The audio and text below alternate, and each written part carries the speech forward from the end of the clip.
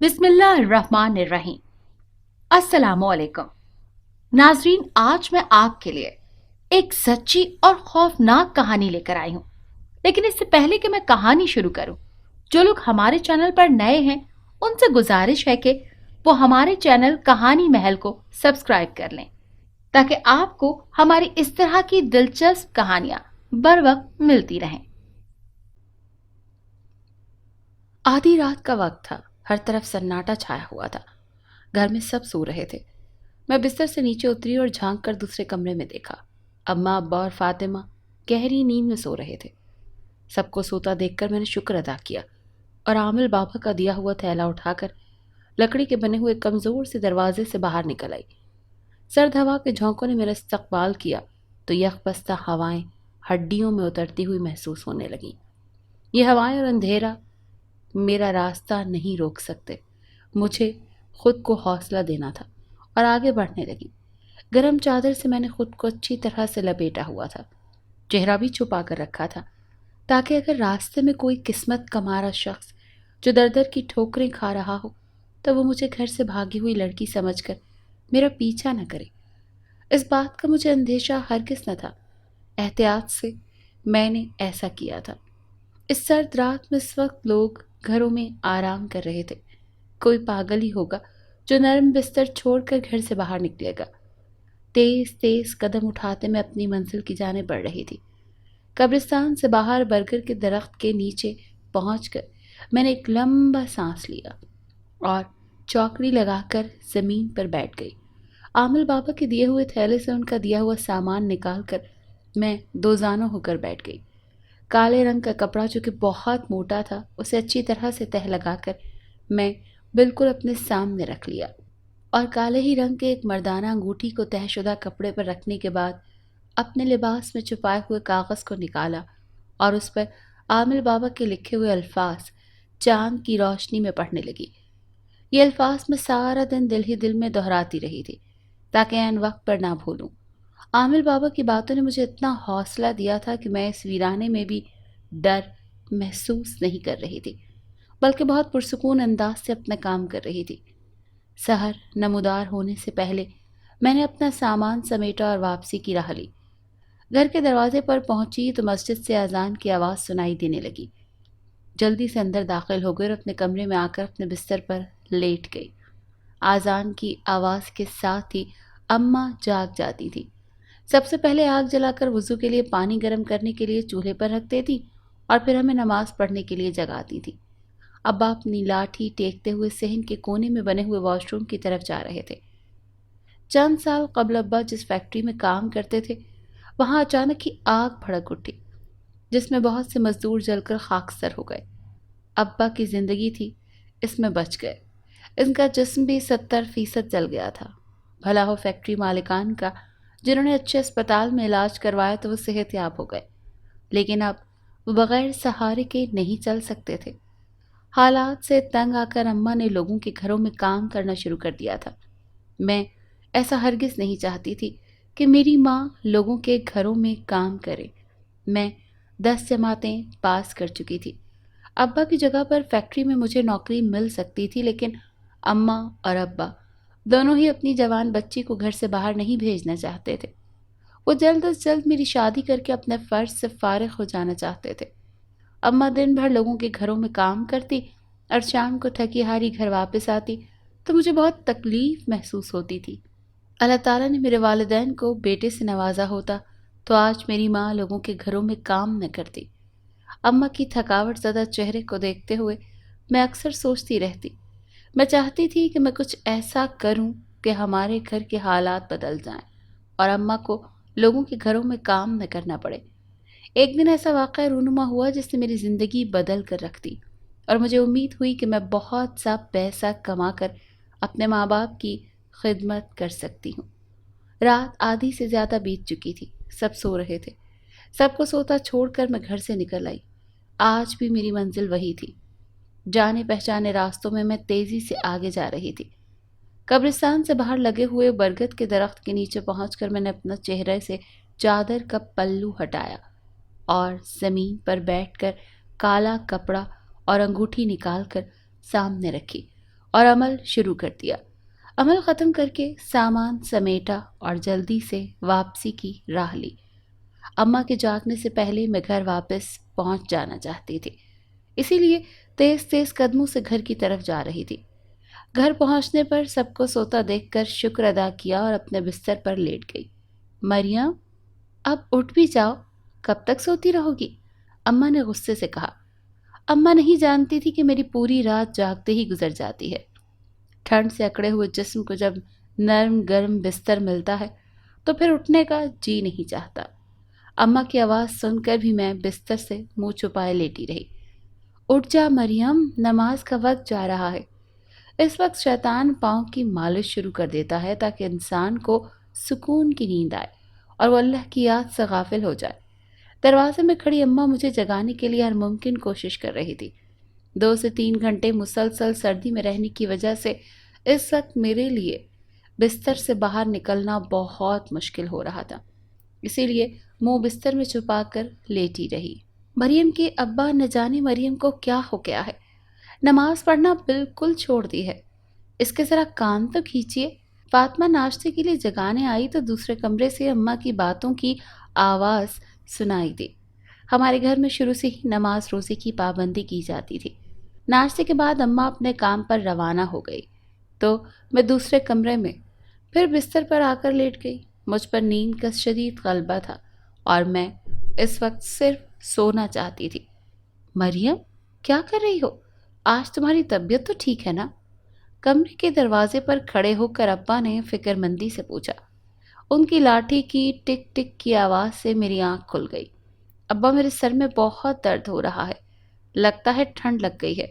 میں نے نیند سے بوجھل آواز سے جواب دیا۔ تو نے پہلے کیوں نہیں بتایا؟ میں تیرے لیے انڈا لے کر آتا ہوں، ابال کر کھا لے، ابو نے پیار سے ڈانٹتے ہوئے کہا۔ ان کے جانے کے بعد میں نے دوبارہ آنکھیں بند کر لیں۔ مجھے بیمار دیکھ کر فاطمہ گھر کی صفائی ستھرائی کرنے میں مصروف ہو گئی۔ آپ بھی اٹھو، یہ انڈا اور دودھ لے لو۔ تھوڑی دیر بعد ہی فاطمہ انڈا ابال کر لے آئی، مجھے اٹھانے لگی۔ باہر دھوپ نکل آئی اور فاطمہ نے تمہارے لیے باہر صحن میں چارپائی بچھا دی ہے، دھوپ میں بیٹھنے سے تمہاری طبیعت بہتر ہو جائے گی، ابا نے دوبارہ کمرے میں آ کر کہا۔ میں بھی باہر آ جاتی ہوں، ابا کو اپنے لیے فکر مند دیکھ کر میں نے شرمندگی سے کہا۔ اگر ان کو پتہ چل جائے کہ ان کی بیٹی آج کل کیسے کاموں میں ملوث ہے تو شاید وہ یہ صدمہ برداشت ہی نہ کر سکیں۔ دکھی انداز میں سوچتے ہوئے میں کمرے سے باہر آ گئی اور دھوپ میں بچھائی گئی چارپائی پر لیٹ گئی۔ مجھے افسوس ہو رہا تھا کہ میں کیوں ایسے گندے کام میں ملوث ہو گئی ہوں۔ میرے والدین انتہائی سادہ اور نیک مسلمان تھے۔ جیسے بھی حالات ہوں صبر شکر کرنا ان کی گٹھی میں شامل تھا۔ میں نے ان کے منہ سے کبھی شکوہ شکایت نہ سنی تھی۔ جیسے بھی حالات ہوں وہ ہمیشہ اللہ کا شکر ادا کرتے ہی پائے جاتے ہیں۔ آنکھیں بند کیے چارپائی پر لیٹتی میں اپنے فیصلے پر غور کر رہی تھی۔ اگر اچھے حالات ہوتے تو آج ابا بھی ایک صحت مند انسان کی طرح زندگی گزار رہے ہوتے اور اماں کو بھی لوگوں کے گھروں میں کام کرنے کی ضرورت نہ پڑتی۔ فیکٹری مالکان نے وقتی طور پر تو بہت اچھا علاج کروایا تھا، لیکن ٹانگوں کے علاج کے لیے انہوں نے کوئی کوشش ہی نہ کی اور نہ ہی کوئی پینشن یا وظیفہ مقرر کیا جس سے وہ اپنے خاندان کی کفالت کر سکتے۔ اماں کے لیے لوگوں کے گھروں میں جا کر کام کرنا بہت مشکل عمل تھا۔ آج تک ان کی ہر ضرورت پوری کرتے آئے تھے ابا۔ جب تک اماں کو کوئی کام نہ ملا ہمارے گھر میں فاقے چلتے رہے۔ ابا کی آمدنی زیادہ نہ تھی، معمولی سی تنخواہ میں گزر بسر ہی مشکل سے ہوتی تھی۔ جمع کیا کر سکتے تھے؟ یہ فیصلہ میں نے اپنے گھر کے حالات بدلنے کے لیے کیا تھا۔ اس میں میرا کوئی ذاتی مفاد شامل نہیں تھا۔ میں اپنے ماں باپ کو ایک اچھی زندگی دینا چاہتی تھی تاکہ انہیں بیٹے کی کمی کبھی محسوس نہ ہو۔ کس چیز کی ضرورت ہوتی تو مجھے بتا دینا، تمہاری ماں نے تو اس کے ساتھ ڈاکٹر کے پاس چلے جاؤ۔ میں اپنے ہی خیالوں میں کھوئی ہوئی تھی جب دوسری چارپائی پر ابا آ کر بیٹھ گئے اور مجھ سے کہنے لگے، اب میں کافی بہتر محسوس کر رہی ہوں، ڈاکٹر کے پاس جانے کی ضرورت نہیں ہے ابا۔ ان کو پریشان دیکھ کر میں نے تسلی دی، میں تمہاری ماں سے کہہ دوں گا کچھ روز تک تمہیں گھر کا کوئی کام کرنے کی ضرورت نہیں ہے اور کپڑے تو بالکل بھی نہیں دھونے، فاطمہ اور تمہاری ماں مل کر دھو لیں گے تاکہ دوبارہ تمہیں ٹھنڈ کا اثر نہ ہو۔ ابا ہمیشہ سے ہی ایسے تھے، ہماری ذرا سی بیماری پر پریشان ہو جاتے تھے۔ اب میں بہت بہتر ہوں، آپ پریشان نہ ہوں، میں نے مسکراتے ہوئے کہا کہ انہیں بھی محسوس ہو جائے کہ میری طبیعت سنبھل چکی ہے۔ میں گلی کی نکڑ کی دکان پر جا رہا ہوں، وہاں پر تھوڑی دیر اپنے دوستوں سے گپ شپ لگاؤں گا۔ اگر کسی چیز کی ضرورت ہے تو مجھے بتا دو۔ لاٹھی پر وزن ڈال کر کھڑے ہوتے ہوئے ابا نے کہا، کسی چیز کی ضرورت نہیں ہے، مختصر سا جواب دیا اور پرسکون دھوپ میں آنکھیں بند کر لیں۔ عمل کرنے کے دوران تمہاری طبیعت خراب ہونے کا اندیشہ ہے۔ تم نے ہمت اور طاقت کے ساتھ ان حالات کا مقابلہ کرنا ہے تاکہ تم اپنے مقصد میں کامیاب ہو سکو۔ عامل بابا کی کہی ہوئی بات مجھے یاد آئی تو میں فوراً اٹھ کر بیٹھ گئی۔ کوئی طاقت بھی میری راہ کی رکاوٹ نہیں بن سکتی۔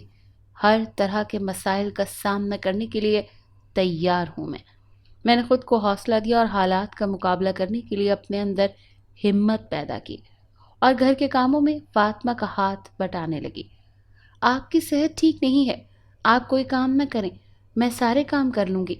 مجھے جھاڑو اور کپڑے لگاتے دیکھ کر فاطمہ جلدی سے بولی، میں اب بہت بہتر محسوس کر رہی ہوں، تم پریشان نہ ہو، مجھے کوئی مسئلہ نہیں ہے۔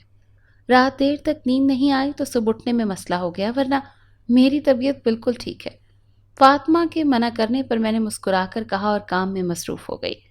اماں عصر کے بعد گھر واپس آ جاتی تھی۔ میں اور فاطمہ انہیں اپنے گھر کے کاموں کو ہاتھ نہیں لگانے دیتے تھے۔ لوگوں کے گھروں کا کام کرنے کی وجہ سے وہ پہلے ہی بہت کمزور دکھائی دینے لگی تھی۔ کیا ہو گیا ہے اماں؟ آج تو آپ بہت تھکی ہوئی دکھائی دے رہی ہیں۔ انہیں چارپائی پر لیٹا دیکھ کر میں نے پوچھا۔ آج وہ گھر داخل ہوئی تو صحن میں بچھی ہوئی چارپائی پر جلدی سے لیٹ گئی تھی۔ آج ایک گھر میں بہت سارے مہمان آئے ہوئے تھے۔ کچن کا کام بہت زیادہ تھا، برتن دھو کر میری کمر دکھنے لگی۔ برتن دھو کر فارغ ہوئی تو مالکن نے کپڑے دھونے کا حکم دے دیا۔ دوسرے گھر میں بھی آج کپڑے دھونے کا ہی دن تھا۔ سارا دن کمر سیدھی کرنے کا بھی وقت نہیں ملا، اب تھکاوٹ سے نڈھال ہو چکی ہوں۔ اماں نے نقاہت بھرے انداز میں کہا۔ اماں کی یہ حالت دیکھ کر میرا دل خون کے آنسو رونے لگا۔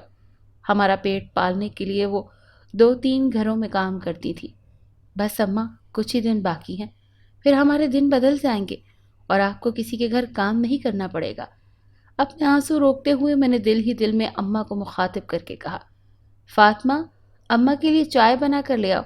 اونچی آواز سے میں نے کہا، ہاں، تاکہ فاطمہ سن سکے، اور خود اماں کی ٹانگیں دبانے لگی۔ موسم کا اثر تھا، شام تک اماں کو بخار ہو گیا۔ اماں کو دیکھ کر مجھے بہت تکلیف ہو رہی تھی اور شدت سے بھائی کی کمی کا احساس بھی بڑھ رہا تھا۔ زبردستی اماں کو تھوڑا سا کھانا کھلایا اور دوا دی تاکہ صبح تک وہ بہتر ہو جائیں۔ رات کے پچھلے پہر آج بھی سب کو سوتا چھوڑ کر میں اپنے کام کے لیے گھر سے نکل گئی۔ نہ جانے کیوں میرا دل اس کام کے لیے راضی نہیں ہو رہا تھا۔ آج میرے قدموں میں اور جذبات میں تیزی بھی نہ تھی۔ مردہ دلی سے قدم اٹھاتے میں قبرستان کی جانب بڑھ رہی تھی۔ میرے والدین نے میری ایسی تربیت نہیں کی تھی کہ میں کسی کو تکلیف دے سکوں، لیکن وقت اور حالات نے مجھے یہ سب کرنے پر مجبور کر دیا تھا۔ فجر کی اذان سے پہلے میں گھر لوٹ آئی۔ صبح اماں کی طبیعت کچھ بہتر محسوس ہو رہی تھی، لیکن بخار کی وجہ سے وہ بہت کمزور لگ رہی تھی۔ آج کام سے چھٹی کر لو، کل سارا دن کپڑے اور برتن دھونے کی وجہ سے آپ کو ٹھنڈ لگ گئی تھی، آج آرام کریں گی تو بہتر ہو جائیں گی۔ اماں کے نقاہت زدہ چہرے کو دیکھتے ہوئے میں نے کہا، چھٹی کرنا تو بہت مشکل ہے، کیونکہ بڑی بیگم صاحبہ کے گھر مہمان بھی آئے ہوئے ہیں۔ انہوں نے تو کل خاص طور پر سب ملازمین سے کہا تھا کہ کوئی بھی چھٹی نہیں کر سکتا۔ اماں نے انکار کرتے ہوئے کہا، لیکن آپ کی صحت بالکل بھی ٹھیک نہیں ہے، ایسا نہ ہو کہ کمزوری کی وجہ سے آپ گر جائیں اور مزید مصیبت میں مبتلا ہو جائیں۔ میں نے انہیں سمجھانے کی کوشش کرتے ہوئے کہا، تم چپ کر جاؤ اور مجھے بار بار مت روکو۔ آج کل نوکری ملنا بڑا مشکل کام ہے اور میں اس نوکری سے ہاتھ نہیں دھونا چاہتی۔ اماں نے میری طرف دیکھتے ہوئے غصے سے کہا۔ اماں کا غصہ کرنے پر مجھے خاموش ہونا پڑا۔ اس میں غصہ کرنے والی کیا بات ہے؟ ہمیں تمہاری فکر ہے، اسی لیے تمہیں منع کرتے ہیں۔ ابا نے اماں کے بغیر غصے کی وجہ پر دھیمے لہجے سے کہا، چھٹی نہیں کر سکتی نا، ایسا نہ ہو کہ بیگم صاحبہ غصے میں آ کر نوکری سے ہی فارغ کر دیں، تو پھر کیا کریں گے؟ اماں نے بے بس سے انداز میں کہا، کام تو تم تب ہی کر سکو گی نا جب تمہاری صحت اچھی ہوگی۔ آج تمہیں جانے کا بھی کوئی فائدہ نہ ہوگا، الٹا بیگم صاحبہ سے کام صحیح نہ کرنے پر ڈانٹ ہی پڑے گی۔ ان کی حالت دیکھتے ہوئے ابا نے کہا، اگر تم سب یہی چاہتے ہو تو میں کیا کر سکتی ہوں؟ نہیں جاتی۔ ہم سب کے منع کرنے پر اماں نیم رضامندانہ انداز سے بولی۔ ناشتے کے بعد اماں کو دوبارہ دوا کھلائی اور بستر میں لٹا دیا۔ دروازے پر دستک ہو رہی تھی۔ میں دیکھتا ہوں کون ہے، ابا نے اٹھتے ہوئے کہا اور دروازے کی طرف بڑھ گئے۔ باہر بیگم صاحبہ نے ڈرائیور کو بھیجا۔ وہ کہتی ہیں کہ گھر میں آج بہت کام ہے، اسی لیے آج کوئی ملازم چھٹی نہیں کر سکتا۔ وہ تمہیں لینے آیا ہے۔ کمرے میں واپس آ کر ابا نے بے بسی سے کہا، آپ نے اسے بتا دینا تھا نا کہ ماں کی صحت ٹھیک نہیں ہے، آج یہ نہیں آئیں گی، میں نے تیز لہجے سے کہا۔ مجھے ان لوگوں کی بے حسی پر غصہ آ رہا تھا۔ میں نے تو اسے بہت بار کہا تھا، لیکن وہ کہتا ہے کہ تمہاری ماں سے وہ خود بات کرے گا اور بیگم صاحبہ کا پیغام بھی دے گا۔ ابا نے جواب دیا، آپ لیٹی رہیں، میں خود اس سے بات کرتی ہوں۔ میں نے غصے سے اٹھتے ہوئے کہا، ہاں تم رہنے دو، میں خود بات کرتی ہوں۔ اماں نے ہاتھ کے اشارے سے مجھے روک دیا اور خود جلدی سے بستر سے اٹھنے لگی۔ رضیہ بی بی، تمہیں پتا ہے نا کہ بیگم صاحبہ نے چھٹی کرنے سے سختی سے منع کیا تھا، پھر تم نے کیوں چھٹی کر لی ہے؟ ڈرائیور نے سخت لہجے سے پوچھا۔ اکبر، میری صحت ٹھیک نہیں ہے، بخار ہو گیا ہے، اسی لیے چھٹی کرنا پڑی، ورنہ تمہیں تو پتا ہے نا کہ میں نے کبھی چھٹی نہیں کی۔ اماں نے نرم سے لہجے میں پھولی ہوئی سانس کے ساتھ جواب دیا، بیگم صاحبہ نے مجھے بھیجا ہے۔ وہ کہتی ہیں انہوں نے کل سب کو منع کیا تھا کہ کوئی بھی چھٹی نہیں کرے گا، کیونکہ گھر میں بہت سے مہمان آئے ہوئے ہیں۔ اس کے باوجود تم نے چھٹی کر لی ہے۔ وہ کہتی ہیں اگر آج کسی نے چھٹی کی تو اس کا حساب دیں گی اور اس کو فارغ کر دیا جائے گا۔ بہتر یہی ہے کہ تم میرے ساتھ چلو، ایسا نہ ہو کہ تمہیں نوکری سے ہاتھ دھونا پڑ جائے۔ ڈرائیور نے سمجھانے کے انداز میں کہا تو اماں جانے کے لیے تیار ہو گئی۔ میرے لاکھ منع کرنے پر بھی وہ نہ مانی اور ڈرائیور کے ساتھ بیٹھ کر چلی گئی۔ میرا دل خون کے آنسو رو رہا تھا۔ میری ماں کی صحت خراب تھی، اس کے باوجود وہ کام پر چلی گئی تھی۔ اس دنیا میں جینے کے لیے صرف پیسے کی ضرورت ہوتی ہے۔ رات کے وقت میرے ضمیر نے مجھے غلط کام کرنے سے روکنے کی کوشش کی تھی، لیکن اب میں وہ سب کچھ کرنے کے لیے تیار تھی جس سے دولت حاصل کی جا سکتی ہے، وہ جائز طریقے سے آئے یا ناجائز طریقے سے۔ میں اب وہ سب کچھ کروں گی جو میرا دل چاہے گا۔ میں اپنے ماں باپ کی زندگی کا نقشہ بدل کر رکھ دوں گی۔ صحن میں ادھر ادھر چلتے ہوئے میں اپنے آپ سے کہہ رہی تھی، میرا بس نہیں چل رہا تھا کہ میں اڑ کر اماں کے پاس پہنچ جاؤں اور انہیں واپس لے آؤں اور ان کی بیگم صاحبہ کو بھی کھڑی کھڑی سنا کر آؤں، تاکہ ان کے دل میں بھی انسانوں سے محبت پیدا ہو جائے۔ جب تک اماں گھر واپس نہ آئی میرا خون کھولتا رہا۔ جی چاہ رہا تھا ابھی جاؤں اور اس ظالم بیگم صاحبہ کو جان سے مار دوں۔ اماں گھر واپس آ کر بستر پر ڈھیر ہو گئی۔ آدھی رات کے وقت میں اٹھی اور عامل بابا کا دیا ہوا تھیلا اٹھا کر احتیاط سے قدم اٹھاتی گھر سے باہر چلی گئی۔ باہر کی سردی بھی مجھ پر اثر نہیں کر رہی تھی، کیونکہ دل میں آگ لگی ہوئی تھی۔ غریب ہونا اس معاشرے میں کتنا بڑا گناہ ہے، آج مجھے پتا چلا تھا۔ آج بالکل ایک نئے جذبے سے میں آگے جا رہی تھی۔ آنکھیں بند کیے میں عمل کرنے میں مصروف تھی۔ حسب معمول آج بھی میرے سامنے کالے رنگ کا کپڑا اور انگوٹھی پڑی ہوئی تھی۔ بہت جذبے سے عامل بابا کے بتائے ہوئے الفاظ دہرا رہی تھی، جب مجھے اچانک محسوس ہوا کہ میری کمر پر کوئی چیز رینگ رہی ہے۔ ایک لمحے کے لیے تو خوف کے مارے سانس لینا بھول گئی تھی۔ میرے رونگٹے کھڑے ہو گئے۔ اس سے پہلے کہ میں چیخیں مارتے ہوئے اٹھتی اور پیچھے مڑ کر دیکھے بغیر بھاگ جاتی، اچانک ہی مجھے عامل بابا کی نصیحت یاد آ گئی، عمل کو کبھی ادھورا چھوڑ کر مت اٹھنا، اس دوران تمہیں روکنے کی ہر ممکن کوشش کی جائے گی، ڈرانے کے ساتھ ساتھ تمہیں جذباتی طور پر بھی روکا جائے گا۔ کبھی تمہاری ماں، کبھی باپ اور کبھی بہن کو تمہارے سامنے زخمی یا مردہ لایا جائے گا تاکہ تم عمل چھوڑ دو۔ یہ سب نظر کا دھوکہ ہوتا ہے تاکہ عمل کرنے والے کو روکا جا سکے۔ ایک بات یاد رکھنا، عمل چھوڑ دینے کی صورت میں انسان جان سے بھی جا سکتا ہے۔ عامل بابا کی نصیحت یاد کر کے میں آنکھیں بند کیے آرام سے بیٹھی پڑھتی رہی۔ کوئی سانپ تھا جو دھیرے دھیرے رینگ رہا تھا۔ جب اس کا لمس گردن پر محسوس ہوا تو ہاتھ بڑھا کر اسے گردن سے پکڑا اور اپنی پوری طاقت سے اسے خود سے دور پھینک دیا۔ دھڑم کی آواز کے ساتھ ہی وہ مجھ سے کچھ فاصلے پر زمین پر جا گرا۔ دیکھتے ہی دیکھتے دھواں بن کر فضا میں غائب ہو گیا۔ میرا عمل بھی مکمل ہو چکا تھا، اس لیے جلدی سے اپنا سامان سمیٹا اور واپسی کی راہ لی۔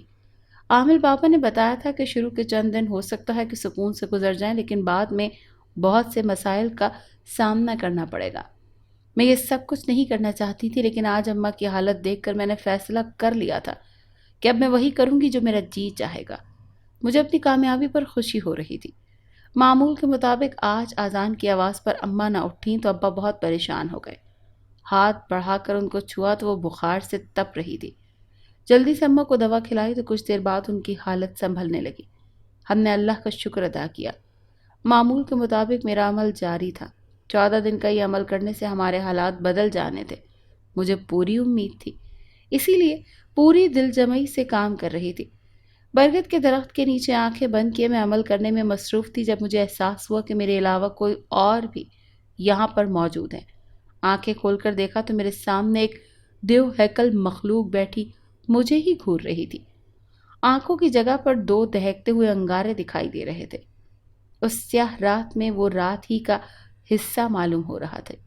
گھبرا کر میں جلدی سے آنکھیں بند کر لیں اور اپنا عمل جاری رکھا۔ اس کے منہ سے غرانے کی آوازیں آنے لگیں، جیسے وہ بہت غصے میں ہو۔ خوف سے میرا جسم تھر تھر کانپ رہا تھا، لیکن میں نے ہمت نہ ہاری اور عمل جاری رکھا۔ اختتام پر میں نے آنکھیں کھول کر دیکھا تو وہ بلا اس وقت سخت غصے میں تھی اور دائیں بائیں سر ہلا رہی تھی اور پھر غائب ہو گئی۔ اس کے جانے کے بعد میں نے بھی واپسی کی راہ لی۔ اماں خرابی صحت کی وجہ سے کام پر نہ جا سکتی تھی۔ آنے والے دنوں میں حالات خراب ہونے کا اندیشہ تھا، اسی لیے میں چاہتی تھی کہ میں یہ کام جلد سے جلد مکمل کر لوں۔ آج صبح سے بادلوں اور سورج کی آنکھ میں چولی جاری تھی۔ کبھی سورج سامنے آنے کی وجہ سے ہر طرف دھوپ چھا جاتی اور کبھی بادل سورج کے سامنے سینہ تان کر کھڑے ہو جاتے تو ہوا مزید ٹھنڈی ہو کر سردی کی شدت میں اضافہ کر دیتی۔ اچانک ہی عامل بابا ہمارے گھر تشریف لے آئے۔ ابا کی خوشی کا تو کوئی ٹھکانہ ہی نہ تھا۔ میرے معصوم ابا یہ سمجھ رہے تھے کہ یہ کوئی بہت بڑے روحانی بزرگ ہیں جو اللہ کے بہت ہی برگزیدہ بندے ہیں، جن کی دعا اللہ کبھی رد نہیں کرتا۔ ابا کی بیماری کے دنوں میں اماں کو محلے کی کسی عورت نے اس کرشماتی عامل بابا کے بارے میں بتایا تھا۔ اماں حالات کی ماری اس روحانی بزرگ کو پتہ نہیں کیا کیا سمجھنے لگی تھی۔ معذوری کی وجہ سے ابا آستانے پر نہ جا سکتے تھے۔ اماں کی درخواست پر عامل بابا ابا کے روحانی علاج کے لیے ہمارے گھر تشریف لے آئے۔ اماں اور ابا دونوں ان کے بہت شکر گزار ہو رہے تھے۔ محلے کے بہت سے مرد اور عورتیں عامل بابا سے ملنے کے لیے ہمارے گھر آئے۔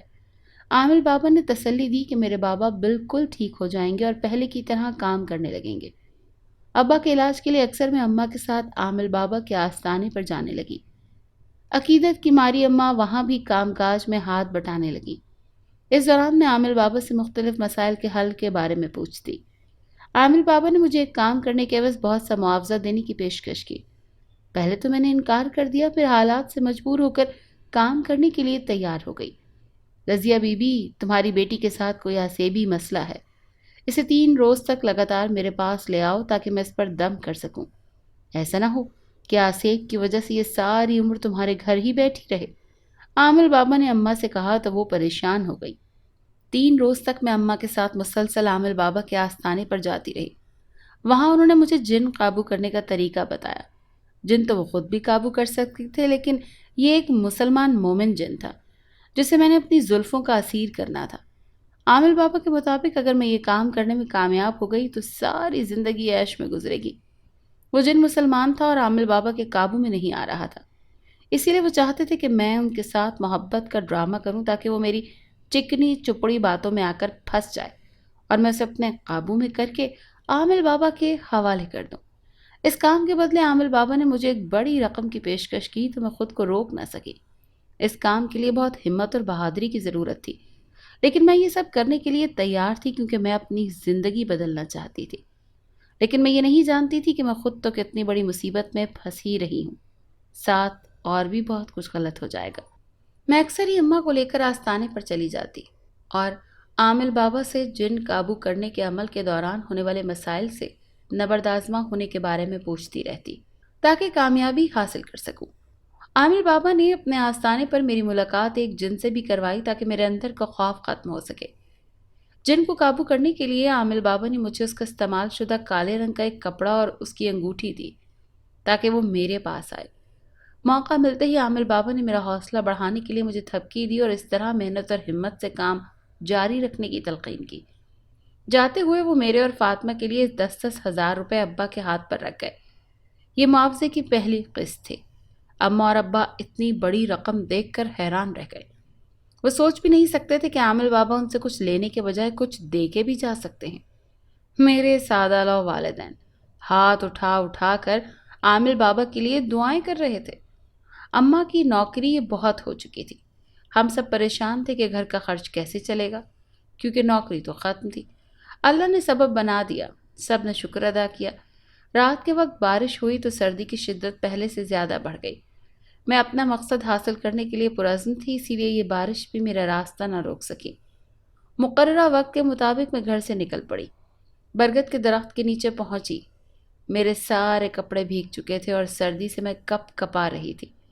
برگد کے درخت بہت گھنا تھا، اس کے نیچے بیٹھ کر عمل کرنے کے دوران زیادہ پریشانی نہ ہوئی، لیکن یک بستہ ہوائیں ہڈیوں میں اتر کر میرے جسم کو اکڑا رہی تھی۔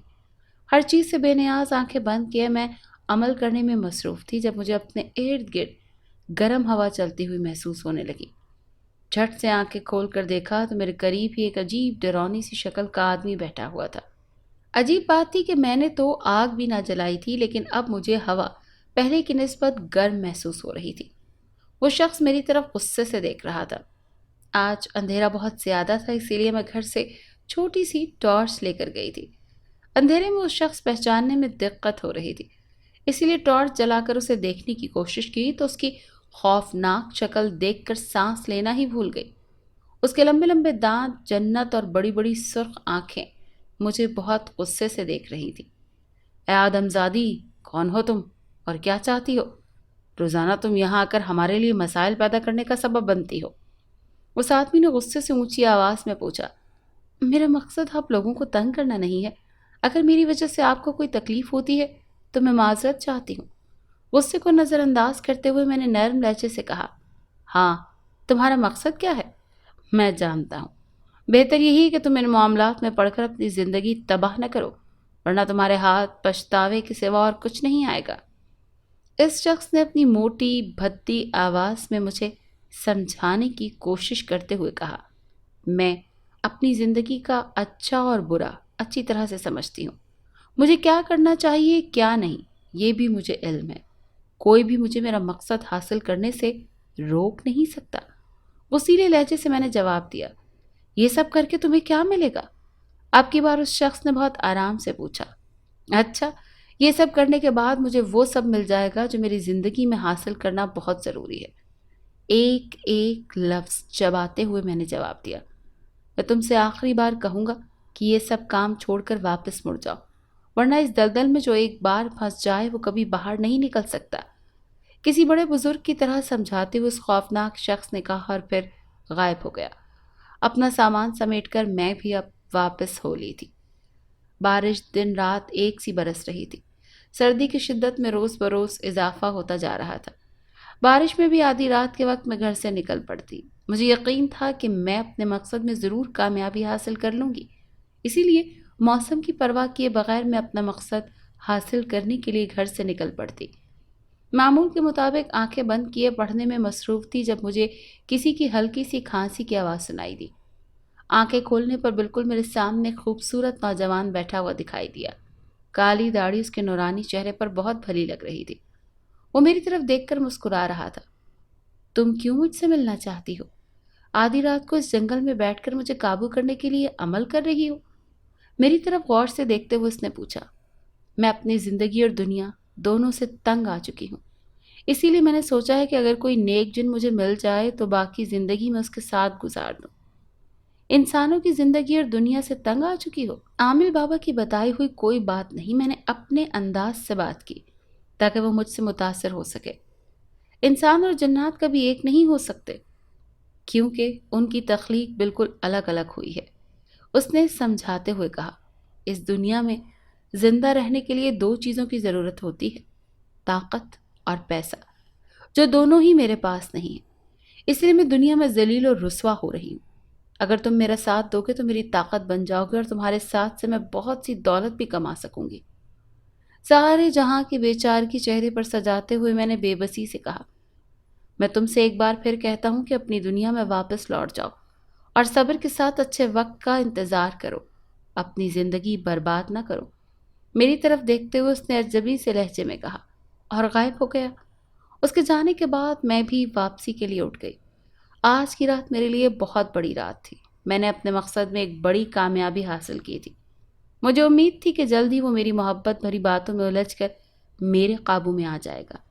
آج واپسی پر میں بہت خوش تھی۔ سارا دن سو کر میں نے اس خوشی کو منایا۔ مریم نہ جانے تجھے کیا ہوتا جا رہا ہے، تو نے اللہ کو تو بالکل ہی بھلا دیا ہے۔ بہت دنوں سے میں دیکھ رہی ہوں تم نے نماز پڑھنا بالکل چھوڑ دی ہے۔ بیٹا، مومن اور کافر کے درمیان فرق تو صرف نماز کا ہی ہے، اگر تم سمجھو تو۔ بہت دیر تک سوئے رہنے کے بعد جب میں کمرے سے باہر نکلی تو اماں نے کہا۔ عمار کی بات سن کر میں تو پورے جسم کے رونگٹے کھڑے ہو گئے۔ نہ جانے جو کام میں کر رہی ہوں اس کے اثرات کیا ہوں گے۔ میری تربیت تو بہت اچھی ہوئی ہے، لیکن پھر بھی میں بھٹک گئی ہوں۔ سفید دوپٹے کے حالے میں لپٹے ہوئے اماں کے نورانی چہرے کو دیکھتے ہوئے میں نے سوچا، میرے پاس ماں کی کسی بات کا جواب نہ تھا، اسی لیے منہ ہاتھ دھونے کے لیے آگے بڑھ گئی۔ چہرے پر پانی کے چھینٹے ڈال کر سامنے آنے لگی اور آئینے کو دیکھا تو اپنی شکل دیکھ کر میں حیران رہ گئی۔ آنکھوں کے گرد سیاہ ہلکے اور پچکے ہوئے گال، ایسا لگ رہا تھا جیسے میں برسوں کی بیمار ہوں۔ بس کچھ دن کی بات ہے، پھر سب ٹھیک ہو جائے گا، میں نے خود کو تسلی دیتے ہوئے کہا۔ مریم بیٹا، تمہاری ماں تم سے بہت ناراض ہے۔ تم سارا دن سوئی رہتی ہو اور گھر کے کسی کام میں دلچسپی بھی نہیں لیتی۔ تم نے نماز پڑھنا بھی چھوڑ دی ہے۔ سونے سے پہلے ابا کمرے میں آئے تو میرے سامنے چارپائی پر بیٹھ کر بہت شفقت سے بولے۔ میں نے شرمندگی سے سر جھکا لیا۔ وہ بہت غصے میں ہیں اور چاہتی ہیں کہ میں تمہیں ڈانٹوں تاکہ تمہیں اپنی ذمہ داری کا احساس ہو سکے۔ ابا نے اماں کے غصے کے متعلق بتاتے ہوئے مجھے سمجھانے کی کوشش کی۔ بس میری بیٹی، اب تم یہ لاپرواہی چھوڑ دو اور گھر کے کام کاج میں دلچسپی لیا کرو۔ تمہاری ماں کی صحت بھی ٹھیک نہیں رہتی اور تمہاری وجہ سے اور پریشان ہو جاتی ہے۔ مجھے خاموش دیکھ کر ابا نے کہا اور اٹھ کر دوسرے کمرے میں چلے گئے۔ آپ کیا جانیں کہ میں اس وقت کن حالات سے گزر رہی ہوں۔ اگر آپ کو پتہ چل جائے تو شاید آپ کو بہت تکلیف ہو، کیونکہ آپ نے ہمیشہ ہمیں صبر اور اچھا کام کرنے کی ہی تلقین کی ہے۔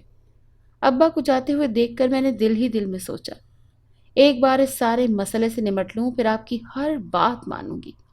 میں نے خود سے وعدہ کیا۔ رات گہری ہوتے ہی میں اپنے کام کے لیے گھر سے نکل پڑی۔ آج میرا جوش دیدنی تھا، کیونکہ مجھے پوری امید تھی کہ آج بھی وہ نوجوان مجھ سے ملنے کے لیے ضرور آئے گا۔ اس کا نورانی چہرہ سارا دن میرے حواسوں پر چھایا رہا تھا۔ معمول کے مطابق کالا کپڑا اور انگوٹھی سامنے رکھ کر آنکھیں بند کر کے میں نے دل ہی دل میں پڑھنا شروع کیا۔ عمل مکمل کر کے آنکھیں کھولی، آج بھی وہ سامنے بیٹھا ہوا تھا۔ تمہیں یہ کپڑا اور انگوٹھی کہاں سے ملے ہیں؟ اس نے تلخ لہجے میں مجھ سے پوچھا۔ یہ کپڑا اور انگوٹھی میں نے کہیں سے چرائے تھے، عامل بابا کا بتایا ہوا جواب میں نے جھٹ سے دے دیا۔ تمہیں انہیں چڑھانے کی ضرورت نہیں، اور یہ سب ضرورت تمہیں کیوں پیش آئی؟ اس نے بے یقینی سے پوچھا۔ اس کے لہجے سے محسوس ہو رہا تھا کہ اسے میری کسی بات پر بھی یقین نہیں آیا۔ میرے ابا بیمار رہتے ہیں، ان کے علاج کے سلسلے میں ہم نے ایک روحانی بزرگ سے رابطہ کیا۔ ان کے آستانے پر ہمارا آنا جانا لگا رہتا تھا۔ روحانی بزرگ ابا پر دم کرتے تھے۔ ایک روز میں اور اماں آستانے پر گئے تو وہاں بہت رش لگا ہوا تھا۔ کھانے کے وقفے کے دوران اچانک ہی میں ان بزرگوں کے کمرے کے پچھلی طرف چلی گئی۔ اس طرف کھلنے والی کھڑکی سے ان کی آواز سنائی دے رہی تھی۔ وہ کسی کو کہہ رہے تھے کہ یہ کپڑا اور انگوٹھی سنبھال کر اس الماری میں رکھ دو۔ مصروفیات سے فارغ ہو کر میں اس کپڑے اور انگوٹھی کے ذریعے اس جن کو قابو کروں گا جو اپنا سامان چھوڑ کر بھاگ گیا تھا۔ روزانہ آستانے پر جانے کی وجہ سے ہم اس روحانی بزرگ کے بہت قریب آ گئے۔ ایک دن موقع پا کر میں نے یہ کپڑا اور انگوٹھی وہاں سے اٹھا لیے اور بہت سی کتابوں کے ذریعے جن سے ملنے اور قابو کرنے کا طریقہ سیکھا۔ میں نے عامل بابا کی بتائی ہوئی جھوٹی کہانی اس کو سنائی تو اس کے چہرے کا تناؤ کچھ کم ہو گیا۔ اگر میں تم سے ملنے نہ آتا تو تم کیا کرتی؟ اس نے مسکراتے ہوئے پوچھا۔ ایک بار ناکامی کے بعد دوبارہ کوشش کرتی، میں نے سنجیدگی سے جواب دیا۔ تم نے صرف مجھے ہی کیوں بلانے کی کوشش کی؟ کتابوں میں تو بہت سے عملیات درج ہوتے ہیں، تم کوئی سا بھی آسان عمل گھر کے اندر بیٹھ کر کر سکتی تھی۔ اس نے حیرت سے میری طرف دیکھتے ہوئے پوچھا۔ میں سوچتی تھی کہ جس کی چادر اور انگوٹھی اتنی شاندار ہے وہ خود کتنا خوبصورت ہوگا۔ شرماتے ہوئے پیار بھرے انداز سے میں نے کہا۔ میرے یہ الفاظ کارگر ثابت ہو گئے۔ وہ چہرے پر مسکراہٹ سجائے میری طرف دیکھنے لگا۔ تم خوبصورت بھی ہو اور سمجھدار بھی۔ تمہیں کوئی بھی خوبصورت نوجوان مل سکتا ہے جو تمہاری خواہشات پوری کر سکتا ہو۔ اس نے مشورہ دیا۔ میں ایک غریب باپ کی بیٹی ہوں۔ ہمارے گھر کسی بزنس مین کا نہیں بلکہ کسی مزدور یا کلرک کا ہی رشتہ آ سکتا ہے۔ میری زندگی کا اولین مقصد اپنے ماں باپ کو دنیا کی ہر سہولت میسر کرنا ہے، اور یہ میں کسی طاقتور ہمسفر کے بغیر نہیں کر سکتی۔ اس کی آنکھوں میں دیکھتے ہوئے میں محبت بھرے انداز سے کہنے لگی، جیسے انسانوں کی دنیا میں جنات کے لیے کوئی جگہ نہیں ہوتی، ویسے ہی کوئی انسان بھی جنات کی دنیا میں نہیں رہ سکتا۔ تمہارے لیے سب سے بہتر یہی ہے کہ تم اپنے بڑھتے ہوئے قدم روک لو۔ ایک بار اس نے پھر مجھے سمجھانے کی کوشش کی۔ آپ کو دیکھنے کے بعد اب یہ ممکن نہیں رہا کہ میں پیچھے مڑ جاؤں۔ دن رات آپ کے ساتھ ہونے کے خواب دیکھتی ہوں۔ نگاہیں جھکا کر میں نے شرماتے ہوئے کہا، لیکن اس بار مجھے جھوٹ بولنے کی ضرورت نہ پڑی، بلکہ یہ باتیں تو میری زبان سے خود بخود ادا ہو رہی تھی۔ یہ تو میرے خوابوں سے بھی بڑھ کر حسین تھا۔ تمہاری یہ باتیں ہی مجھے بار بار تمہارے پاس لے آتی ہیں۔ اس نے بھی محبت کا جواب محبت سے دیا۔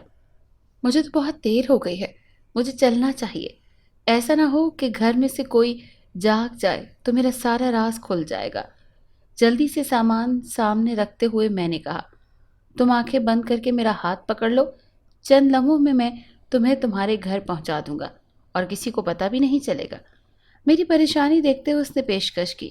یہ وقت نہ تھا کہ اس کو انکار کر سکتے، اسی لیے آنکھیں بند کر کے ہاتھ اس کی طرف بڑھا دیا۔ آنکھیں کھولو۔ ایک جھٹکا محسوس ہوا تو اس نے فوراً آنکھیں کھولنے کا کہا۔ جلدی سے آنکھیں کھول کر دیکھا تو میں اپنے کمرے میں ہی موجود تھی۔ تمہارا بہت شکریہ، تم نے میری مدد کی۔ حیران نظروں سے اپنے کمرے کو دیکھتے ہوئے میں نے اس کا شکریہ ادا کیا۔ دوسرے کمرے سے خسر پھسر کی آوازیں سنائی دینے لگی۔ اس کا مطلب ہے کہ اماں اور ابا جاگ چکے ہیں۔ آج اگر وہ میری مدد نہ کرتا تو ممکن تھا میرا سب راز فاش ہو جاتا۔ دل ہی دل میں نے اس کا شکریہ ادا کرتے ہوئے سوچا۔ مجھے چھوڑ کر وہ ایک دم سے غائب ہو گیا۔ ایک لمحے کے لیے بھی یہاں نہ رکا۔ میں جانتی تھی کہ اماں سب سے پہلے میرے کمرے میں آئیں گی اور مجھے نماز کے لیے آواز دینے کے لیے اٹھانے کی کوشش کریں گی۔ آمین بابا کے مطابق میں ان 14 دنوں میں کوئی اور عبادت نہیں کر سکتی تھی۔ بقول عامل بابا کے اگر میں کوئی بھی عبادت کروں گی تو موکلات میں اگلا دباؤ پڑے گا اور وہ مجھے مار بھی سکتے ہیں۔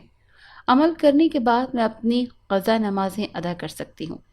اسی لیے چاہنے کے باوجود بھی میں نماز ادا نہ کر سکتی تھی اور روز اماں کی ڈانٹ بھی سننی پڑتی تھی۔ اماں کے آنے سے پہلے ہی میں سر منہ لپیٹ کر سو چکی تھی۔ اٹھ جا مریم، یہ ٹائم سونے کا نہیں، نماز ادا کر کے پھر سو جانا۔ کمرے کے دروازے پر کھڑی ہو کر اماں نے اونچی آواز سے کہا۔ کوئی جواب دینے کے بجائے میں آنکھیں بند کیے پڑی رہی۔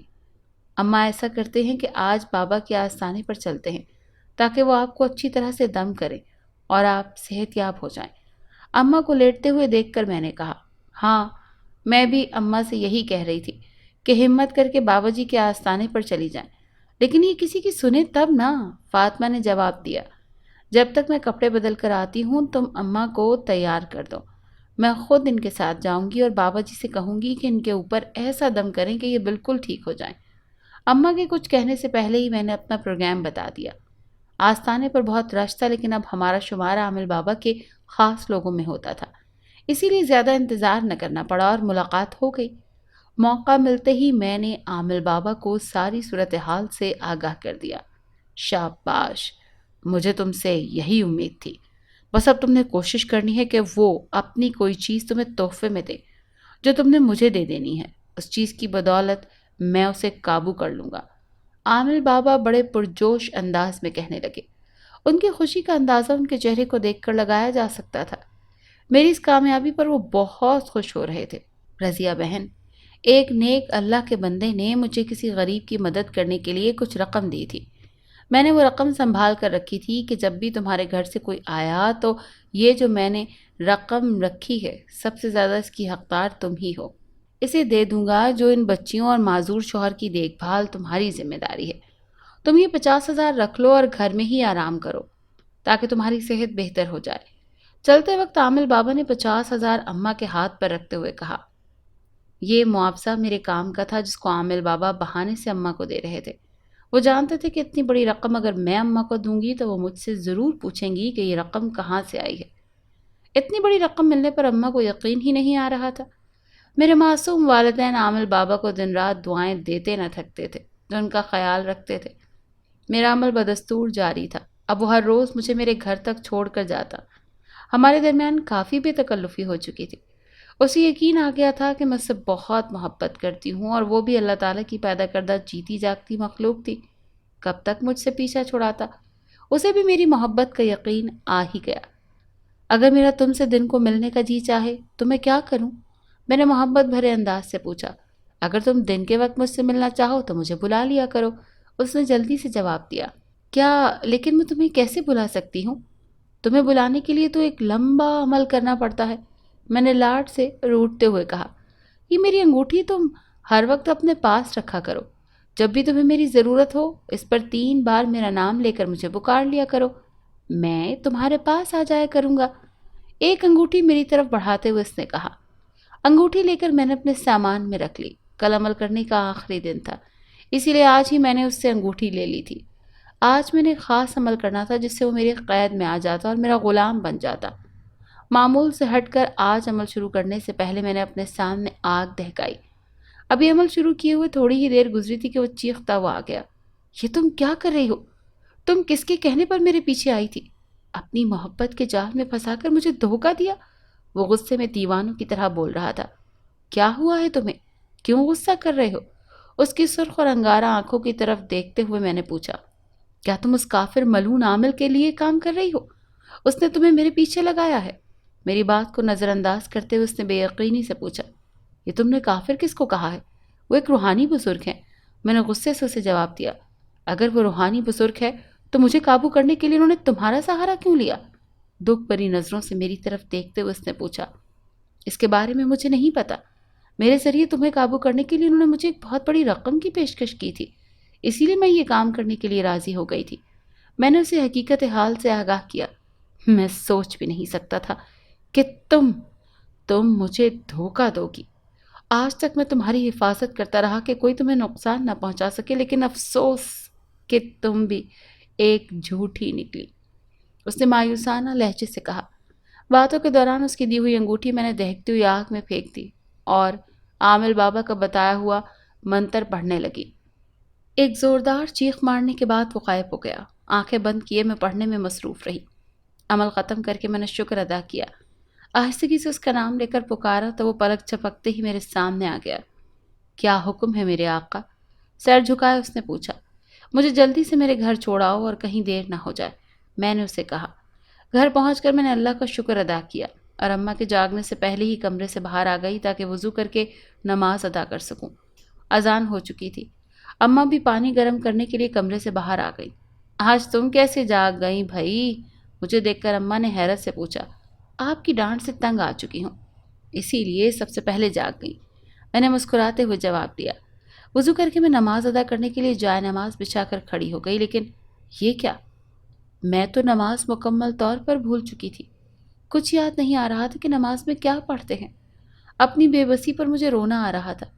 نہ جانے مجھ سے کون سی خطا ہو گئی جو اللہ مجھ سے اتنا ناراض ہو گیا کہ مجھے اپنی عبادت کرنے سے بھی روک دیا۔ روتے ہوئے سجدے میں سر رکھ کر اپنے گناہوں کی معافی مانگنے لگی۔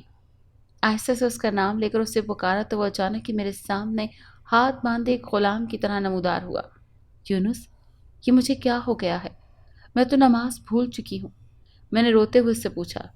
یہ سب آپ کی اپنی مرضی سے ہوا ہے، آپ نے خود اس راستے کا انتخاب کیا تھا، اس نے سر جھکاتے ہوئے جواب دیا۔ کیا مطلب ہے؟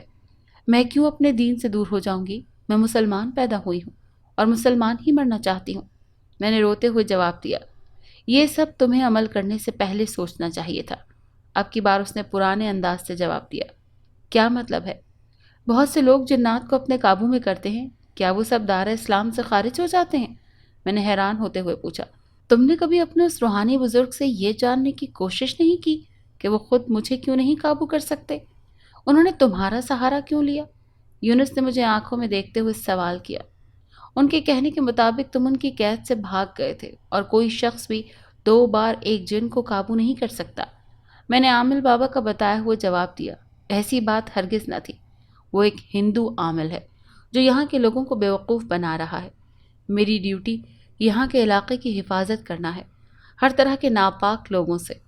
اس نے دھوکے سے مجھے ایک بار قید کر لیا تھا، لیکن میں اس کی قید میں زیادہ دن نہ ٹھہرا اور بھاگ گیا۔ میرے استعمال شدہ چادر اور انگوٹھی اس کے قبضے میں رہ گئی، جس کے ذریعے سے تم نے مجھے پھانس لیا۔ جب تک میں آزاد ہوں وہ اس پاک سے زمین پر اپنے ناپاک قدم نہیں جما سکتا تھا، یہاں نہیں، یہاں کے درباروں اور مزاروں تک رسائی حاصل نہیں کر سکتا تھا۔ اسی لیے اس نے تمہیں استعمال کیا، کیونکہ میں کبھی اس کے قابو میں آنے والا نہ تھا۔ اس نے مجھے حقیقت سے آگاہ کیا۔ مجھے تو کچھ سمجھ میں نہیں آ رہی کہ یہ سب کیا ہو گیا۔ انجانے میں ایک غیر مسلم کے ہاتھوں لگ گئی میں، اور اس کی باتوں میں آ کر میں نے بہت بڑا گناہ کر دیا۔ اب مجھے کیا کرنا چاہیے؟ میرا تو جی چاہ رہا ہے کہ اس عامل کو جان سے مار دوں جس نے میری معصومیت سے فائدہ اٹھایا۔ روتے ہوئے میں نے غصے سے کہا۔ مجھے خود پر بھی بہت غصہ آ رہا تھا، میں کیوں لالچ میں آ گئی۔ آج کی رات جب تم مجھے اس کی قید میں دو گی، ابھی تو وہ اپنے مقصد میں کامیاب ہو جائے گا۔ یونس نے مردہ دلی سے کہا، میں ہرگز تمہیں اس جھوٹے کی قید میں نہیں دوں گی۔ میں چاہتی ہوں کہ اس کا ناپاک وجود اس دنیا سے ہمیشہ کے لیے ختم ہو جائے، تاکہ وہ دوبارہ کسی کی معصومیت سے فائدہ نہ اٹھا سکے۔ میں نے بفرے ہوئے انداز میں کہا، اگر ایسا ہے تو میں جو تم سے کہوں گا تم ویسے ہی کرنا، میں سب کچھ ٹھیک کر لوں گا۔ اس نے مجھے تسلی دیتے ہوئے کہا۔ رات کے پچھلے پہر میں اسی درخت کے نیچے بہت بے چینی سے عامل بابا کا انتظار کر رہی تھی۔ تھوڑی دیر بعد ہی عامل بابا پہنچ گئے۔ مجھے یقین تھا تم ضرور کامیابی حاصل کر لو گی۔ بس اب جلدی سے اس جن کو حاضر کرو اور اسے میری قید میں دے دو۔ اس کے بدلے میں تمہیں اتنی بڑی رقم دوں گا کہ تمہاری ساری زندگی کی خواہشات پوری ہو جائیں گی اور تم آرام سے بیٹھ کر تمام عمر کھانا۔ عامل بابا نے جوشیلے انداز میں کہا، ایسا نہ ہو کہ جن آپ کی قید میں دے دوں تو آپ مجھے رقم دینے سے انکار کر دیں۔ میں نے بے یقینی کا اظہار کیا۔ تم کیسی باتیں کر رہی ہو؟ اس سے پہلے میں نے تمہیں مایوس کیا ہے؟ ہر کامیابی پر تمہیں پیسے دیتا رہا ہوں۔ عامل بابا نے غصے سے کہا۔ یونس جلدی سے حاضر ہو۔ میں نے آہستگی سے اسے پکارا تو پلک جھپکتے ہی حاضر ہو گیا۔ میں نے تمہیں کہا تھا نا کہ ایک دن تم ضرور میری قید میں آ جاؤ گے، ہاں، اور دیکھ لو، آج تم ہمیشہ کے لیے میرے غلام بن جاؤ گے۔ عامل بابا نے اسے دیکھتے ہی کہکا لگا کر کہا، یونس، تم آج سے آزاد ہو، میں تمہیں آزاد کرتی ہوں، تم جیسے چاہو اپنی زندگی جی سکتے ہو۔ عامل بابا کی آنکھوں میں آنکھیں ڈال کر اونچی آواز سے میں نے جن کو آزاد کرنے کی نوید سنائی۔ یہ یہ کیا کر رہی ہو تم؟ تو تمہارا دماغ تو ٹھیک ہے نا؟ عامل بابا نے مجھے غصے سے گھورتے ہوئے کہا، تم کیا سمجھتے تھے کہ تمہاری چکنی چپڑی باتوں میں آ کر میں اپنی زندگی اور آخرت دونوں برباد کر دوں گی؟ دیر سے ہی صحیح، لیکن مجھے اس بات کا پتہ چل گیا تھا کہ تم مجھے غلط استعمال کر رہے ہو۔ تمہاری وجہ سے میرا رب مجھ سے ناراض ہو گیا، مجھے اپنے سامنے جھکنے نہیں دے رہا کہ میں اس سے معافی مانگ سکوں۔ شیر کی طرح دھاڑتے ہوئے میں نے اس سے کہا۔ اس سے پہلے کہ میں کچھ اور بولتی، ابا اور اماں پریشان چہرے لیے وہاں آ گئے۔ مریم، تم یہاں کیا کر رہی ہو رات کے اس وقت؟ تمہیں گھر سے باہر نکلتے ہوئے خدا کا خوف نہیں آیا؟ کیوں تم میری عزت کا جنازہ نکالنے پر تیار ہو؟ ابا نے مجھے دیکھتے ہی غصے سے کہا، آپ یہاں کیسے آ گئے؟ کس نے بتایا آپ کو؟ میں نے حیرانگی سے پوچھا۔ اچھا ہو عامل صاحب کا، جنہوں نے ہمیں تمہارے کرتوتوں کے بارے میں بتا دیا، ورنہ تم رات کے اس اندھیرے میں اس آدمی کے ساتھ بھاگ جاتی۔ ساری زندگی لوگ مجھ پر تھوکتے رہتے۔ اب اپنے عامل بابا کی طرف اشارہ کرتے ہوئے کہا، اس کا مطلب ہے کہ میرا شک بالکل ٹھیک تھا۔ تم نے میرے ماں باپ کو میرے بارے میں غلط بتایا تاکہ تم مجھے برباد کر سکو۔ میں نے طنزیہ مسکراہٹ کے ساتھ اس کی طرف دیکھتے ہوئے کہا، یہ تم عامل بابا کے ساتھ کس لہجے میں بات کر رہی ہو؟ اماں نے میرا انداز دیکھ کر مجھے ڈانٹ دیا۔ ہمیں باتوں میں مصروف دیکھ کر عامل بابا نے وہاں سے بھاگنے کی کوشش کی، لیکن یونس چوکنا کھڑا تھا۔ آندھی کی طرح اڑتے ہوئے اسے پکڑ لیا۔ مریم، اب تم گھر جاؤ اور اپنے والدین کو بھی لے جاؤ، میں اس کا کام تمام کر کے ادھر ہی آ جاؤں گا۔ میری طرف دیکھتے ہوئے اس نے کہا تو میں اماں ابا کے ساتھ گھر واپس آ گئی۔ تھوڑی دیر بعد وہ بھی آ گیا۔ گھر پہنچتے ہی میں نے اماں اور ابا کو ساری باتیں بتا دی کہ کس طرح عامل بابا نے مجھے یہ سب کرنے کے لیے راضی کیا اور یونس نے میری مدد کی، مجھے گناہ کی اس دلدل میں گرنے سے بچا لیا۔ بیٹا تمہاری بہت مہربانی جو تم نے ہماری مدد کی، ورنہ ہم تو آج اپنی بیٹی کے لیے کوئی غلط فیصلہ کر دیتے۔ ابا نے اس کا شکریہ ادا کرتے ہوئے کہا، مریم تمہاری اور میری دنیا میں بہت فرق ہے، اور ہمارے مذہب میں بھی انسان اور جنات کی شادی سے منع کیا گیا ہے۔ مجھے یقین ہے کہ ہمارے رب نے تمہارے لیے کوئی نہ کوئی اچھا اجر ضرور رکھا ہوگا۔ غلط راستوں کا انتخاب کرنے کے بجائے محنت سے دولت حاصل کرنے کی کوشش کرو، اس میں اللہ بھی تمہاری مدد کرے گا۔ میری دنیا میں تمہاری کوئی جگہ نہیں ہے، اسی لیے میں ہمیشہ ہمیشہ کے لیے اپنی دنیا میں واپس جا رہا ہوں۔ میری انگوٹھی مجھے واپس کر دو، یونس نے مجھے سمجھاتے ہوئے کہا۔ ہاتھ میں پکڑی ہوئی انگوٹھی لرزتے ہوئے ہاتھوں سے اس کی طرف بڑھا دی۔ اب میں چلتا ہوں، اللہ تم سب کا حامی و ناصر ہو۔ یہ کہہ کر وہ ایک دم سے غائب ہو گیا۔ اب تم سب بھی سو جاؤ، اور صبح انشاءاللہ میں نے بھی ایک ہوٹل پر کھانا پکانے کی نوکری پر جانا ہے۔ اب تمہیں یا تمہاری ماں کو گھر کا خرچ چلانے کی کسی کے گھر جا کر کام کرنے کی ضرورت نہیں، تمہارے نصیب کا تمہیں ضرور ملے گا۔ ابا نے مسکراتے ہوئے میرے سر پر ہاتھ رکھ کر کہا، ہم انسان کتنی جلدی نا امید ہو جاتے ہیں، جبکہ رزق کا وعدہ تو اللہ تعالیٰ نے کیا ہوا ہے۔ بستر پر لیٹ کر رب کا شکر ادا کرتے ہوئے میں نے سوچا، کل کا سورج ہمارے لیے ایک نئی صبح لے کر آ رہا تھا۔ اگر آپ کو یہ کہانی اچھی لگی ہے تو اسے لائک کیجیے اور ہمارے چینل کہانی محل کو سبسکرائب کیجیے۔ اور ہاں، اگر آپ کے کسی دوست، رشتہ دار یا بہن کے ساتھ خدا نخواستہ اس طرح کا کوئی بھی واقعہ پیش آیا ہے تو ہمیں کامنٹ سیکشن میں اس کے بارے میں ضرور بتائیے۔